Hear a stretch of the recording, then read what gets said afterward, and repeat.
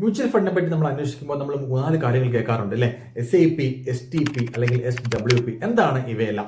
SIP എന്താണ് നമുക്ക് ആദ്യം പരിശോധിക്കാം. SIP എനിക്ക് തോന്നുന്നു കൂടുതൽ ആളുകൾക്ക് പരിചിതമായ വാക്കാണ്. എന്നാലും നമുക്ക് പരിശോധിക്കാം. SIP എന്ന് പറഞ്ഞാൽ സിസ്റ്റമാറ്റിക് ഇൻവെസ്റ്റ്മെന്റ് പ്ലാൻ ആണ്. അതായത് നമ്മുടെ ബാങ്ക് അക്കൗണ്ടിൽ നിന്ന് മ്യൂച്വൽ ഫണ്ടിലേക്ക് എല്ലാ മാസവും നമ്മൾ സെലക്ട് ചെയ്ത ഡേറ്റിൽ കൃത്യമായിട്ട് പ്ലാൻ ചെയ്ത പോലെ ഇൻവെസ്റ്റ് ചെയ്യുന്ന രീതിയാണ് SIP, സിസ്റ്റമാറ്റിക് ഇൻവെസ്റ്റ്മെന്റ് പ്ലാൻ. ഇനി എന്താണ് SWP?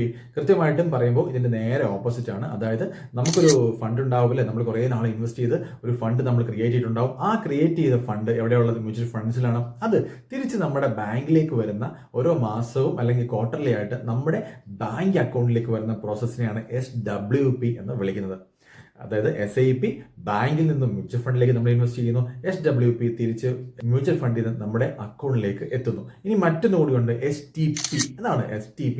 Systematic transfer plan. അതായത് നമ്മൾ ഇൻവെസ്റ്റ് ചെയ്ത തുക മുഴുവൻ ഒരു ഫണ്ടിലായിരുന്നു. അതായത് എക്സാമ്പിളിലേക്ക് പോവുകയാണെങ്കിൽ ടാറ്റ എത്തിക്കൽ ഫണ്ട്, ഏറ്റവും കൂടുതൽ പ്രവാസികളായിട്ടുള്ള ആളുകൾ ഇൻവെസ്റ്റ് ചെയ്യുന്ന ഒരു ഫണ്ടാണ് ടാറ്റ എത്തിക്കൽ ഫണ്ട്. ടാറ്റ എത്തിക്കൽ ഫണ്ടിലുള്ള നമ്മുടെ ക്യാഷ് നമുക്കത് പതിയെ ടാറ്റയുടെ തന്നെ ലാർജ് ക്യാപ് ഫണ്ടിലേക്ക് മാറ്റണം. അപ്പോൾ കൃത്യമായിട്ട് ഓരോ മാസവും അല്ലെങ്കിൽ ഓരോ ദിവസവും അല്ലെങ്കിൽ ഓരോ ആഴ്ച, അതൊക്കെ നമുക്ക് തന്നെ തീരുമാനിക്കാം. ഈ രീതിയിൽ ട്രാൻസ്ഫർ ചെയ്യുന്നതാണ്, അതായത് ഒരു ഫണ്ടിൽ നിന്ന് മറ്റൊരു ഫണ്ടിലേക്ക് ട്രാൻസ്ഫർ ചെയ്യുന്ന പ്ലാനെയാണ് STP എന്ന് വിളിക്കുന്നത്.